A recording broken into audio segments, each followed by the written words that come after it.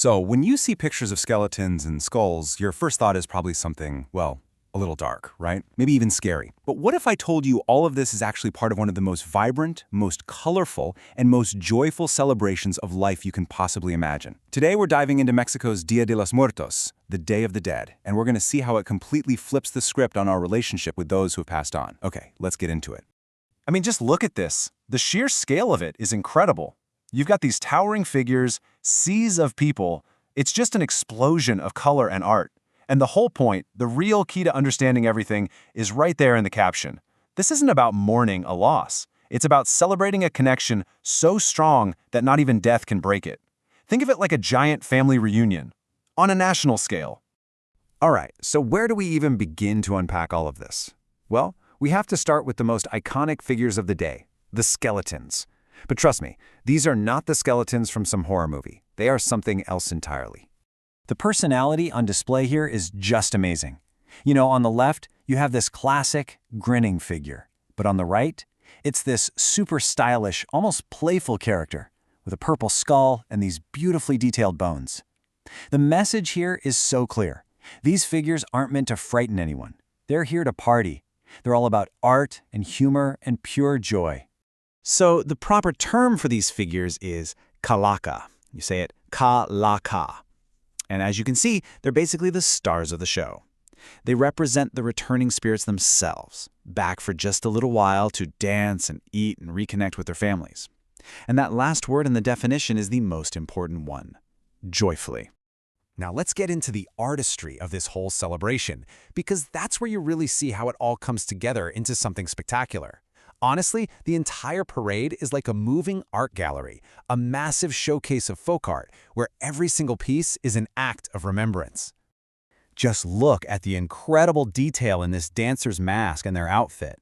You can totally see these design elements that go way back, echoing Mexico's deep pre-Hispanic roots. So this isn't just a costume, you know? It's a connection to centuries of tradition. It's a story of cultural identity, told through pure craftsmanship. And the creativity is it's endless. Every mask is a totally unique piece of art, from the super delicate paintwork around the eyes to that unbelievable headdress, which, by the way, is packed with its own symbolism. And this shows you the community side of it all so perfectly. It's not about one famous artist, it's about thousands of people. Each person's unique mask and costume adds to this breathtaking collective tapestry of color, life, and memory. It's just awesome. Okay, let's zoom in on this mask for a second. See that corn cob right on top? That is not just a random decoration. Corn, or maize, is absolutely central to Mesoamerican culture. It symbolizes sustenance, the land, and, most importantly, the cycle of life, death, and rebirth. You know, you plant a seed so that new life can grow. It is the perfect symbol for this celebration. So beyond the incredible artistry, the parade is just filled with these specific, really powerful symbols that carry so much meaning. Okay, so let's try and decode a couple of the most important ones. Right away, your eye goes to those bright orange wings, doesn't it? Well, that's not just a beautiful design choice. It represents one of the most powerful and beautiful symbols of Dia de los Muertos, the monarch butterfly. Okay, so here's the amazing part. It's all about timing. Every single year, millions of monarch butterflies arrive in Mexico right around the beginning of November at the exact same time as the Day of the Dead. For centuries, this incredible natural event has been seen as something deeply spiritual. The belief is that these butterflies, they are the souls of the ancestors, finally returning home for their annual visit. Now, here's another T character you'll definitely see: a skeletal dog. This little guy represents the Xoloitzcuintli. It's a bit of a mouthful, but it's pronounced Xoloitzcuintli. It's the Mexican hairless dog, a really ancient and revered breed.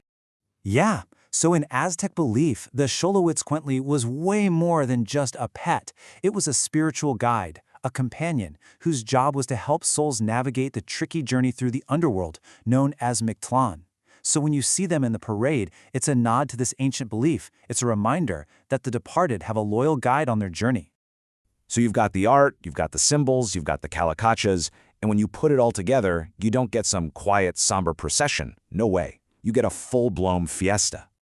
The energy is just contagious. There's music absolutely everywhere. People are dancing in the streets, on floats. This is not a quiet moment of reflection. It is a loud, energetic, life-affirming party, thrown in honor of those who are gone but are definitely not forgotten. This quote right here, it just perfectly captures the heart of it all. The whole point is to welcome the souls back like honored guests, to share a meal with them, to dance with them, and to make sure they know they are still a huge, vibrant part of the family. When it comes right down to it, Dia de los Muertos is built on this really profound and beautiful philosophy that, well, it turns our usual view of death completely upside down. And this image just says it all. Here we see a calaca being offered pan de muerto, which is the traditional sweetbread of the season. It's such a tender moment. The living are, quite literally, nourishing the spirits, sharing the simple pleasures of life with them. It shows you that death isn't the end of a relationship, it just changes its form.